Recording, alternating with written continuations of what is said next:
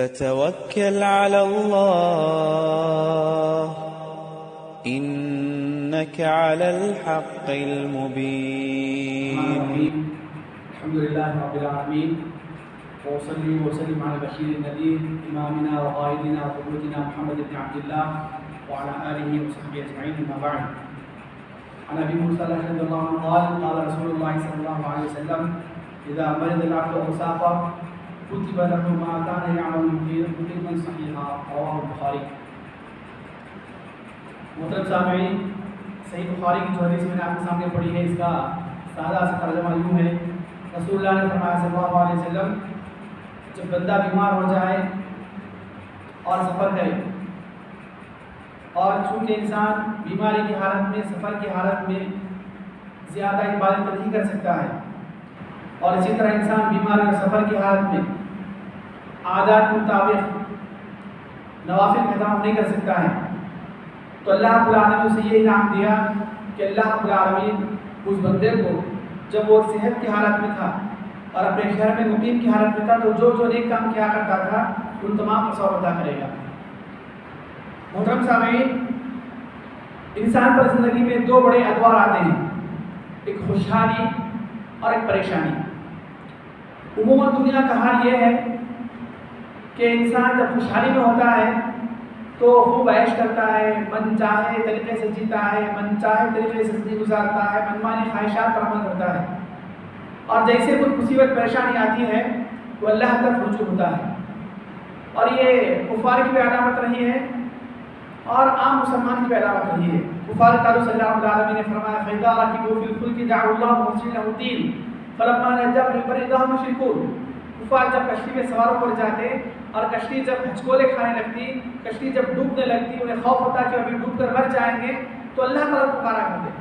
پھر جب اللہ نے نجات دے دیا کرتا سمندری طوفان سے، جب خشکی پر آتے تو پھر شرک کرنے لگتے تھے.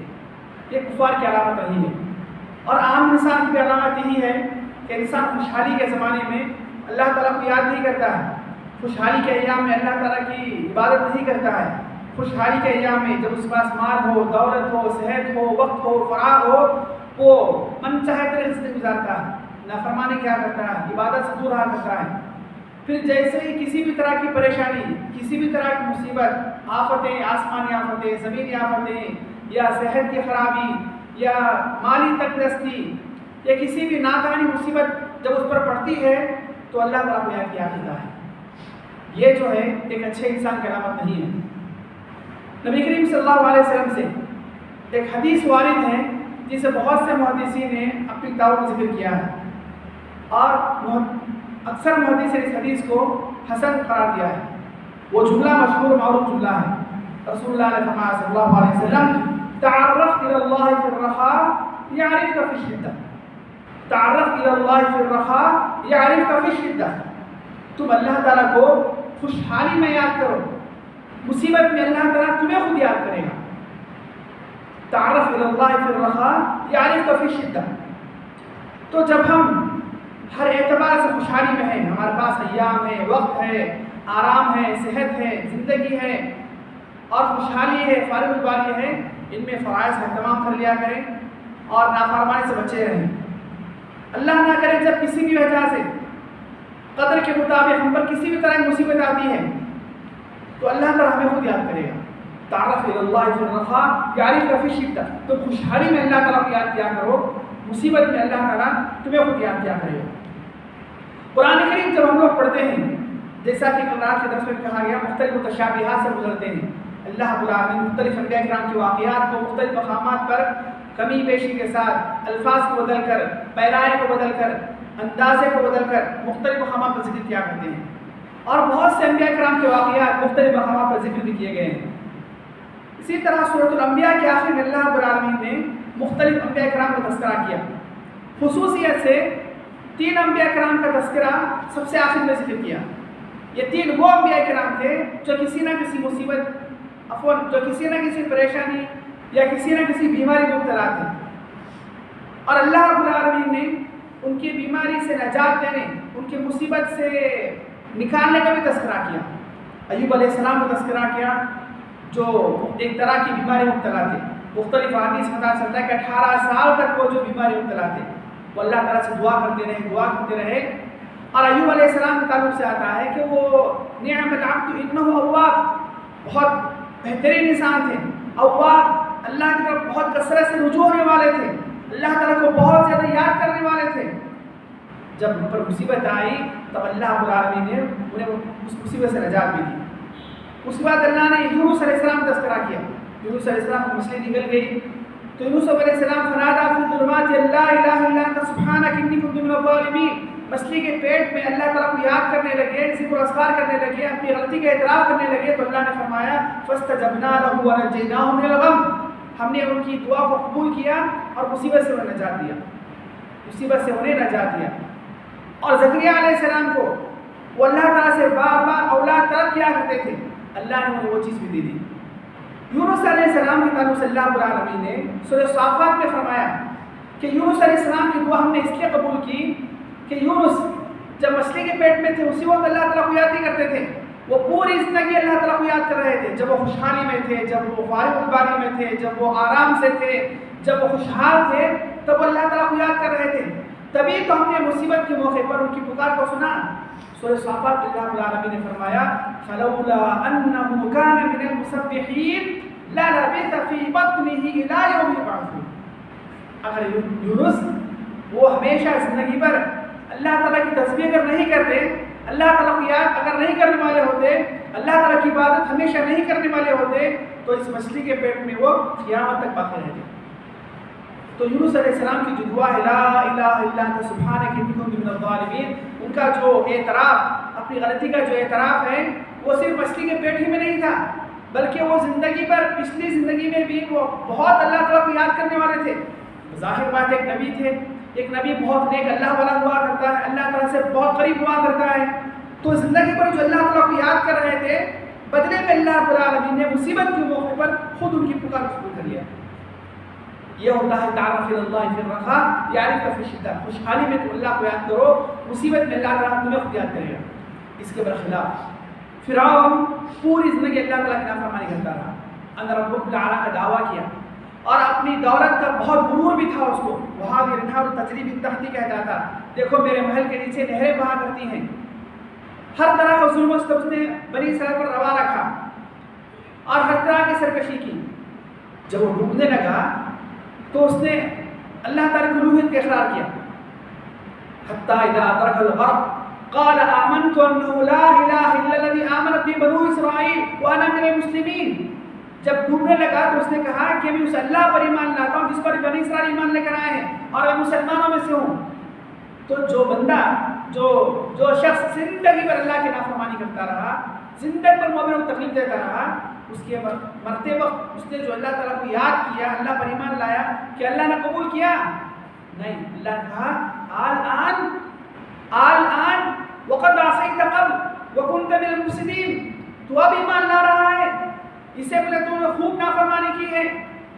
تو اس سے پتہ چلا کہ اللہ رب العالمین ہماری مصیبتیں، ہماری پریشانیاں اس وقت قبول کیا، اس وقت ہمیں نجات دیا کرتے ہیں جب ہم خوشحالی میں اللہ تعالیٰ کو یاد کرتے ہیں. محترم سامعین، ہم ایسے بندے نہ بنیں جو صرف اور صرف اللہ تعالیٰ کو جو صرف اللہ رب العالمین کو مصیبت میں یاد کیا کرتا ہے، خوشحالی میں نہیں یاد کیا کرتا. ہم اللہ تعالیٰ کے ایسے بندے نہ بنیں جو اللہ تعالیٰ کو صرف مصیبت کے موقع پر یاد کیا کرتا ہے.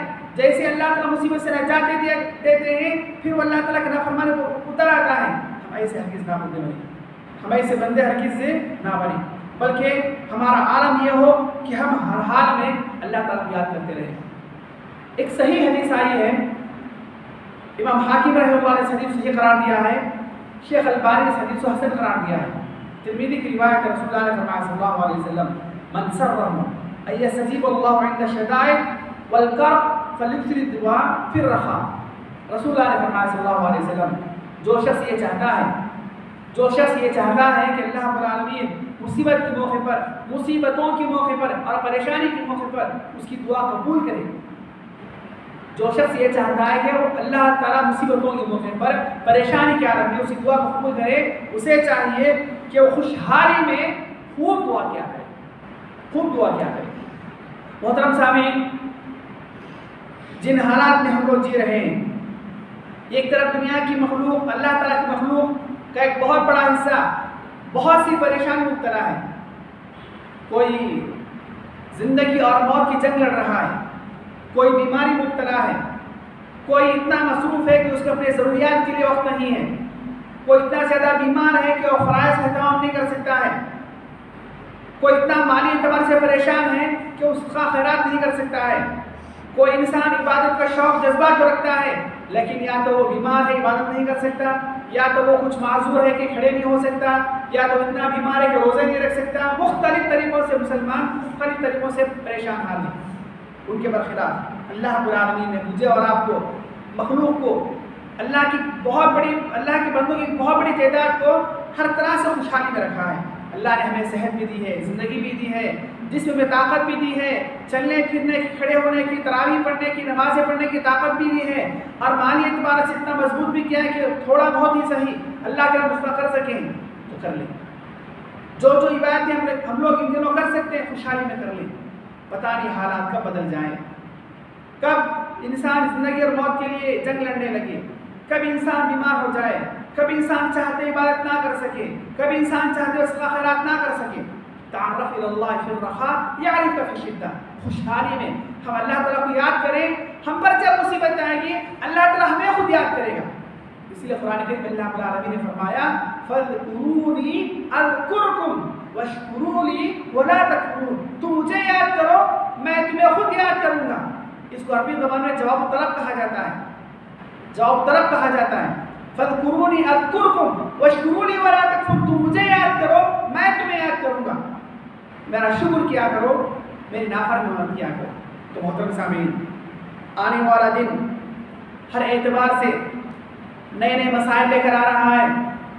ہماری بھلائی اور ہماری دنیا کی سعادت اسی میں ہے کہ ہم خوشحالی کے ایام میں اللہ تعالیٰ کو یاد کر لیں. میں ایک حدیث کا حوالہ دے کر بات ختم کرتا ہوں. رسول اللہ صلی اللہ علیہ وسلم نے مشہور معروف صحیح حدیث ہے. رسول اللہ صلی اللہ علیہ وسلم نے بنی اسرائیل کا واقعہ ذکر فرمایا کہ 3 لوگ پہاڑ پہ جا رہے تھے، اچانک زوردار بارش ہونے لگی اور تینوں پہاڑ کے غار میں پناہ لینے کے لیے داخل ہوئے. پہاڑ کا دہانا بند ہو گیا. اب تینوں نے اللہ تعالیٰ سے یہ دعا کی کہ ہر کوئی اپنی زندگی میں خالص کیا جائے، علامت کو تذکرہ کرے، اس کا وسیلہ بنا کر اللہ تعالیٰ سے دعا کرے. تینوں نے جو ہے اچھے اچھے اعمال کا تذکرہ کیا تھا. کسی نے ماں باپ کی خدمت کا حوالہ دیا، ایک نے طاقت کے باوجود، کوئی دیکھنے والا نہیں تھا، بدکاری کر سکتا تھا لیکن اللہ تعالیٰ کے خوف سے، اللہ تعالیٰ کے ڈر سے بدکاری سے بھی چڑھ گیا. کسی نے کہا کہ میں نے فلاں مزدور کا حق صرف اور صرف اللہ تعالیٰ کی رضا کی خاطر دے دیا. ان تینوں نے خوشحالی کے ایام میں، اچھے دنوں میں، جب وہ طاقتور تھے، خوشحال تھے اور ہر طرح کا اچھا کام کر سکتے تھے، اس موقع پر انہوں نے اللہ تعالیٰ کو جو یاد کیا اور اللہ تعالیٰ کا جو خوف کیا، اللہ تعالیٰ سے جو ڈرے، اللہ کا جو تقویٰ اختیار کیا، مصیبت کے موقع پر اللہ رب العالمین نے انہیں خود یاد کیا اور انہیں پہاڑ سے نجات دے دی، غار سے نجات دے دی. تو میں اور آپ خوشحالی کے ایام میں، ہر طرح کی وسعت، فارغ البالی کے ایام میں، طاقت، صحت، جسمانی اعتبار سے، مالی اعتبار سے مضبوطی کے عالم میں اللہ تعالیٰ کو یاد کیا کریں، اللہ تعالیٰ کو پکارتے رہیں، اللہ تعالیٰ سے دعا کرتے رہیں. حتی المقدور جسمانی، مالی، بدنی، لسانی جو عبادتیں جس حد تک ممکن ہو سکے، جن طریقوں سے ہو سکے کر لیا کریں. لا سمح اللہ نہ کرے اگر کوئی کل کا دن قدر کے مطابق، قضاء و قدر کے عین مطابق کسی بھی طرح کا کوئی معاملہ ہمارے ساتھ پیش آ جائے، اللہ نہ کرے، ایسے موقع پر اللہ تعالیٰ ہمیں خود یاد کرے گا. اللہ تعالیٰ سے دعا ہے اللہ تعالیٰ مجھے آپ تمام مسلمانوں کو خوشحالی میں اور ہر حال میں اللہ تعالیٰ کو یاد کرنے والا بنائے. اللہ تعالیٰ عبادات کی سستی سے، کاہلی سے منفعت فرمائے. سبحانک اللہم ربنا و بحمدک واشہد ان لا الہ الا انت استغفرک و اتوب الیک. والسلام علیکم.